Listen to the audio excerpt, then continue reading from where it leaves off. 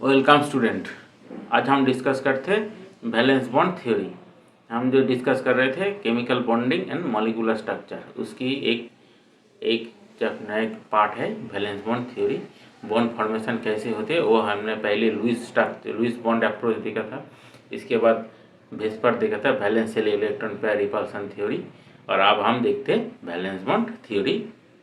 देखो इस valence bond theory की ज़रूरत क्यों आया, क्योंकि देखो जो वेस्पर थ्योरी था उसमें तो मॉलिक्यूल के शेप कैसे होती है बता दिया। अब आपने पहले वीडियो में देखा था, आप नहीं देखा था वो ज़रूर देख लीजिए, उसके बाद ये वीडियो अच्छे से समझ में आएगा।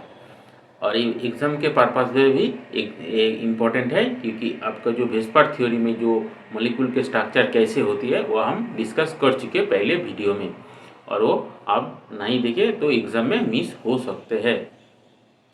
और आपका ये चैनल अच्छा लगा तो चैनल के सब्सक्राइब कर दीजिए, सब्सक्राइब करना मत भूलो। और सब्सक्राइब करने के साथ साथ आप चैनल के शेयर भी कर दीजिए आपके दोस्त के साथ। तो देखो वैलेंस बॉन्ड थ्योरी क्यों आया।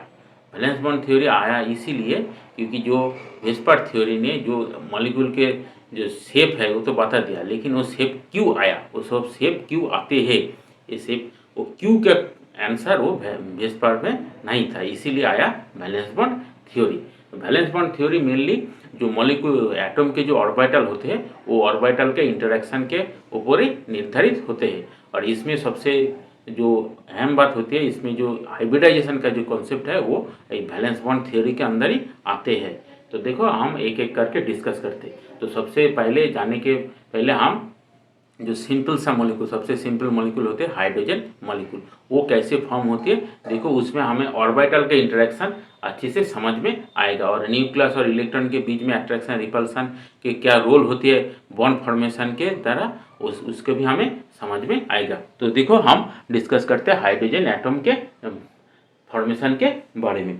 तो देखो सबसे पहले क्या होती है, हम हाइड्रोजन एटम ले लिया, मान लीजिए दो हाइड्रोजन एटम, ये है हाइड्रोजन ए और एक है हाइड्रोजन क्या है और हाइड्रोजन बी है, हाइड्रोजन बी है। ए के क्या है, ए के जो न्यूक्लियस है वो एन ए है, और ए के जो इलेक्ट्रॉन है और ई ए है। और सिमिलरली बी के जो न्यूक्लियस है वो एन बी है, और बी के जो इलेक्ट्रॉन है वो ई बी है। तो देखो इन दोनों हाइड्रोजन क्या हो रही है, ये आपस ए और बी एक दूसरे से नजदीक आ रही है, एक दूसरे से नजदीक आ रही है, एक बहुत दूर से आ रही है। एक कंटेनर है, मान लीजिए एक कंटेनर है, आप रिएक्शन कर रही है, एक कंटेनर है, एक कंटेनर से ए है और ये एच ए है और ये एच बी है, यह कंटेनर है। क्या है, यह कंटेनर है, यह कंटेनर है, एक कंटेनर है, इसमें एच है और एच बी, इन दोनों आपस से निकट आ रही है, एक दोनों से नजदीक आ रही है। इसी के कारण क्या होती है, देखो जब नजदीक आते हैं इसमें कोई अट्रैक्शन फोर्स और कोई रिपल्सन फोर्स ऑपरेट करते हैं। देखो सबसे पहले जो एक हाइड्रोजन के जो न्यूक्लियस होते हैं, ये न्यूक्लियस हो गया और इसके चारों तरफ इलेक्ट्रॉन मूव कर रहे हैं। तो न्यूक्लियस और इलेक्ट्रॉन के बीच में तो अट्रैक्शन फोर्स तो है ही, इसमें तो अट्रैक्शन फोर्स है, लेकिन जब इन दोनों आपस से निकट आती है तो इसमें क्या होती है, देखो एन ए के मतलब एन ए के जो एन ए मतलब ए हाइड्रोजन एटम के जो न्यूक्लियस है वो बी के आकर्षित करते हैं, ई और बी के वो आकर्षित करते हैं, इन दोनों के बीच में अट्रैक्शन फोर्स ऑपरेट करती है।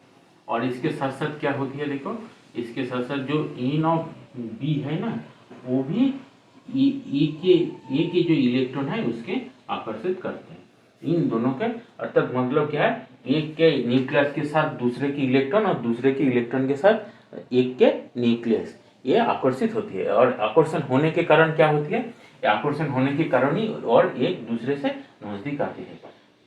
नजदीक आते समय क्या होती है, देखो उसमें जो रिपल्सन होती है, इलेक्ट्रॉन और एक फोर्स का काम करते हैं, ई एस और ई बी के एक रिपल्सन होती है, रिपल्सन होती है।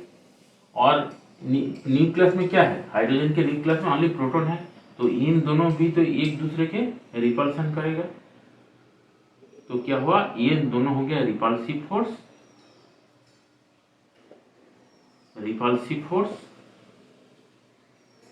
और इन दोनों हो गया एट्रैक्टिव फोर्स,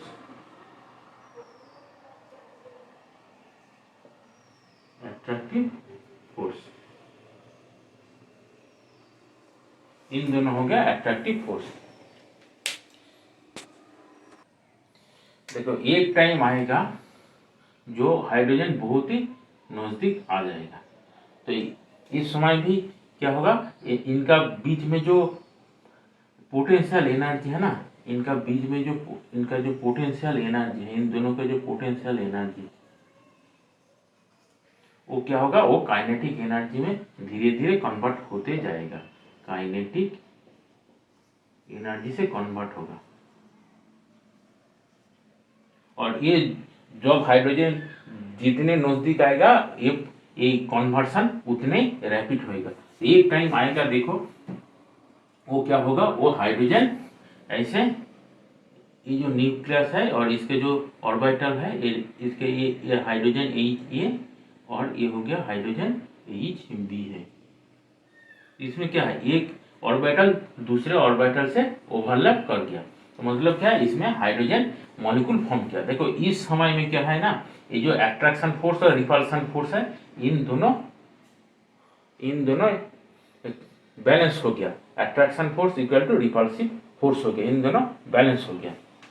और एक बात ध्यान रखने की बात है, ये जो इलेक्ट्रॉन है ना, ये ऑपोजिट स्पिन में है, इस इलेक्ट्रॉन अप स्पिन में होगा तो ये डाउन स्पिन में होगा, और वाइस वर्सा, ये अप स्पिन में होगा तो ये डाउन स्पिन में होगा। देखो इसमें हम ग्राफ के तौर पे समझते हैं कैसे होती है। ये ग्राफ आप देखिए, देखो ये ग्राफ है हमारा, ये ग्राफ है,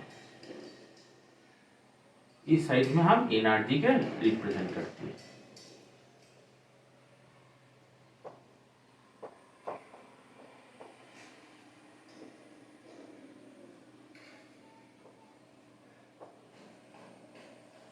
इस साइड से एनर्जी, और यह हो गया इंटरन्यूक्लियर डिस्टेंस,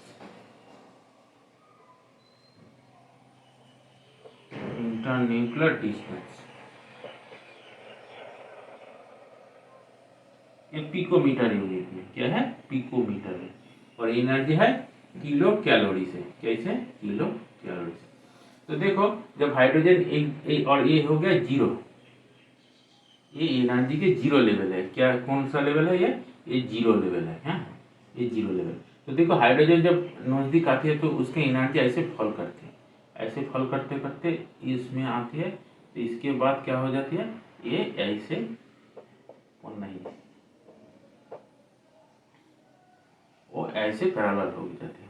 जो अपोजिट स्पिन है, क्या है, जो अपोजिट स्पिन के जो हाइड्रोजन है उसके एनर्जी ऐसे होगा। तो देखो इस जगह में क्या होगा, ये जो है इसमें बॉन्ड फॉर्म हो जाएगा, ये बॉन्ड फॉर्म होगा, और इसकी इस जगह में क्या होगा, सबसे नजदीक है तो ये बॉन्ड फॉर्म होगा। तो बॉन्ड की इंटरन्यूक्लियर डिस्टेंस कितना होगा, ये जो डिस्टेंस है ये होगा 74 पिकोमीटर हो जाएगा। और जो पैरेलल स्पिन है उसके एनर्जी ऐसे हो जाएगा, क्योंकि उसकी एनर्जी घटेगा नहीं।